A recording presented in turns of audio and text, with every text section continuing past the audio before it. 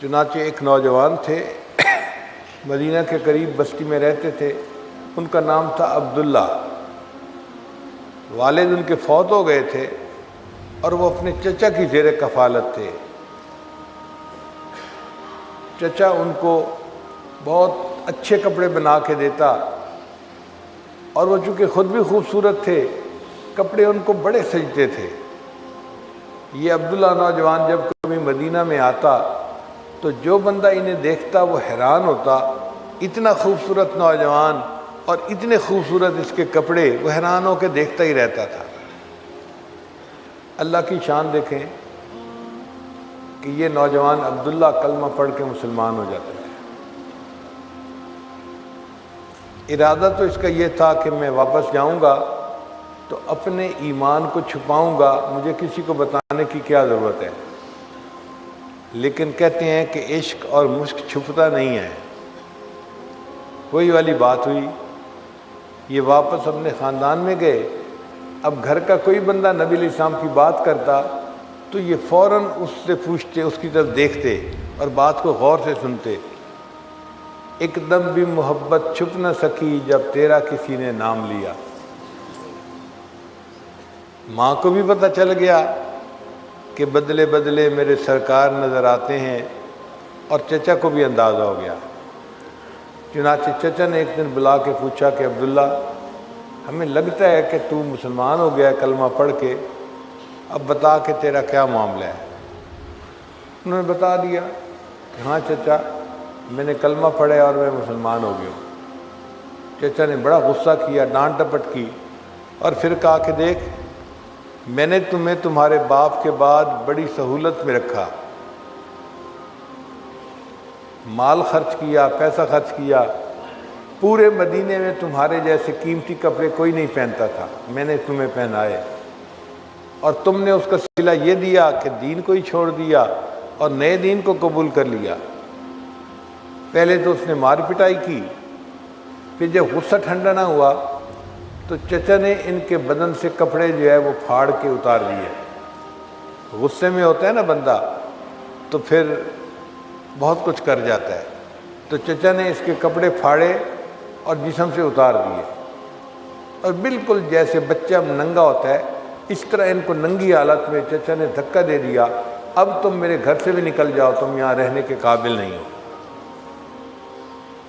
اب ماں بیچاری دیکھ رہی تھی کہ بیٹے کے ساتھ ہو کیا رہا ہے، مگر خود بھی مجبور تھی، کچھ کہہ نہیں سکتی تھی، عورت ذات تھی نا۔ اس نے دیکھا کہ میرے بیٹے کے بدن سے کپڑے اتار لیے گئے، تو اس نے اپنی ایک چادر جو تھی وہ بہانے سے گلی میں ڈال دی کہ میرا بیٹا اس چادر سے کم از کم اپنا جسم تو چھپا لے گا، سطر تو چھپا لے گا۔ یہ عبداللہ رضی اللہ تعالیٰ عنہ جو ہیں، یہ گھر سے باہر نکلے بالکل ننگے بدن کے ساتھ، اور اپنی والدہ کی چادر اٹھا لی۔ اب اس چادر کے انہوں نے 2 ٹکڑے کیے، ایک کا تہبند باندھ لیا اور ایک کو اپنے جسم پہ لپیٹ لیا، تو ان کا نام پڑ گیا عبداللہ ذوالبجادین رضی اللہ تعالیٰ عنہ، 2 چادروں والے عبداللہ۔ سوچا کہاں جاؤں؟ دل نے کہا کہ جن کا کلمہ پڑھا ہے اب گھر سے تو نکال دیا گیا، اب انہی کی خدمت میں جاتا ہوں۔ رات ہو چکی تھی، چنانچہ یہ اپنے گھر سے چلے اور مسجد نبوی میں صبح کے وقت پہنچے۔ نبی علیہ السلام فجر کے بعد مسجد نبوی میں تشریف فرما تھے۔ آپ نے عبداللہ رضی اللہ عنہ کو آتے ہوئے دیکھا تو نبی علیہ السلام نے فوراً پہچان لیا، دونوں جہاں کسی کی محبت میں ہار کے وہ آ رہا ہے کوئی شب غم گزار کے۔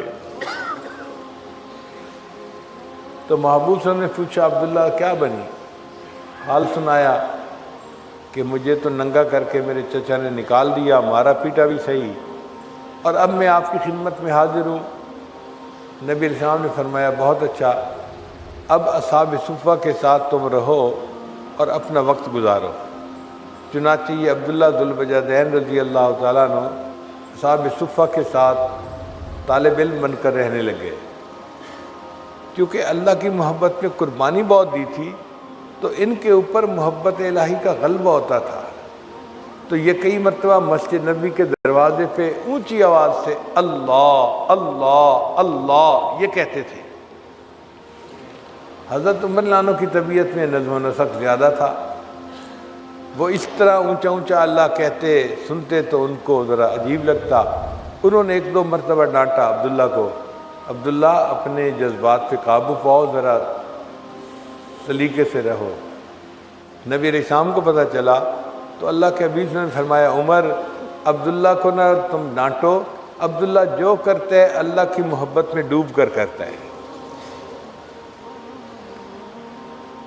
اس دوران نبی علیہ السلام کو ایک جہاد کے سلسلے میں جانا پڑا، تو عبداللہ عنہ بھی شریک سفر ہوئے۔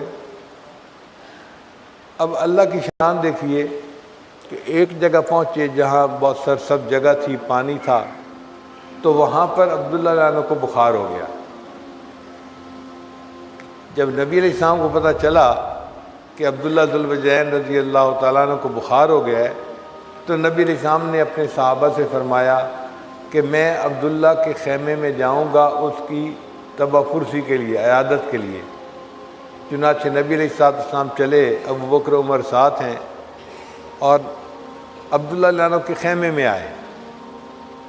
اس وقت عبداللہ رضی اللہ تعالیٰ عنہ بخار سے تپ رہے تھے اور لیٹے ہوئے تھے۔ کتابوں میں لکھا ہے کہ نبی علیہ السلام جب آ کر بیٹھے تو آپ صلی اللہ علیہ وسلم نے عبداللہ عنہ کا سر تکیے سے اٹھایا اور اپنی مبارک گود کے اندر رکھ لیا۔ اب عبداللہ عنہ کا سر نبی علیہ السلام کی گود میں ہے اور وہ محبوب کے چہرے کی طرف دیکھ رہے ہیں، اور نبی علیہ السلام ان کو تسلی دے رہے ہیں کہ اللہ تعالیٰ آپ کو صحت عطا فرمائے، جیسے بیمار بندے کو بات کی جاتی ہے۔ اسی دوران عبداللہ عنہ کو ایسے لگتا ہے جیسے ہارٹ اٹیک ہوا اور عبداللہ عنہ کی وفات ہو گئی۔ یہ وہ خوش قسمت صحابی ہیں کہ جن کی وفات اس عالم میں ہوئی کہ ان کا سر نبی علیہ السلام کی مبارک گود میں ہے اور یہ اپنی روح اللہ کو پیش کر رہے ہیں۔ آقا تیری معراج کہ تو لوح و قلم تک پہنچا، تیری معراج کہ تو لوح و قلم تک پہنچا، میری معراج کہ میں تیرے قدم تک پہنچا۔ عبداللہ عنہ کی وفات ہو گئی۔ نبی علیہ السلام نے فرمایا صحابہ کو کہ تم عبداللہ کو نہلاؤ، اور پھر یہ بھی فرمایا کہ یہ میری چادر لو اور عبداللہ کو میری چادر کے اندر کفن دینا۔ غور کرنے والی بات ہے کہ جس بدن کو اللہ کے راستے میں ننگا کیا گیا تھا، آج اللہ تعالیٰ اس بدن کو اپنے محبوب کی چادر سے ڈھانپ رہے ہیں۔